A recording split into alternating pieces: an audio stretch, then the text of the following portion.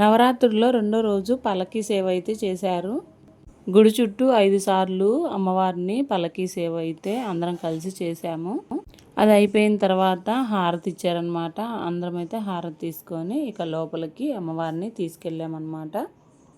మా ఊర్లో టెంపుల్ అయితే రోడ్డు అవతల ఉంటుంది. అయినా కానీ చాలామంది జనం వచ్చారు. అందరం కలిసి ఈ 9 రోజులు దేవీ నవరాత్రులు చాలా బాగా జరుపుకుంటాం. ఎర్లీగా లెగవడం, ఇంట్లో దీపారాధన చేయడం, మార్నింగ్ టెంపుల్కి వెళ్ళడం, మళ్ళీ నైట్ టెంపుల్కి వెళ్ళడం నాకైతే సరిపోతుంది. అమ్మవారి ప్రసాదాలు వచ్చేసి పులిహోర, పుదీనా రైసు, కేసరి, గారెలు. ప్రసాదాలు ఆరగించే టైము వచ్చేసింది. ఇక మేమందరం అయితే వడ్డించడానికి నుంచున్నాము. అందరికీ వడ్డించిన తర్వాత మేమైతే లాస్ట్లో తిన్నాము. ఇక అయిపోయిన తర్వాత కోలాటం అయితే మేమందరం కలిసి ప్రాక్టీస్ చేస్తున్నాము. చిన్నపిల్లలు కూడా స్కూల్ లేదు కదా, అందుకని నైట్ మాకు 1, 2 అవుతుంది. పిల్లలు కూడా మాతో పాటే ఉంటున్నారనమాట. ఇక డైలీ అయితే 10 నుంచి 1 దాకా అయితే ప్రాక్టీసు డైలీ చేస్తాము.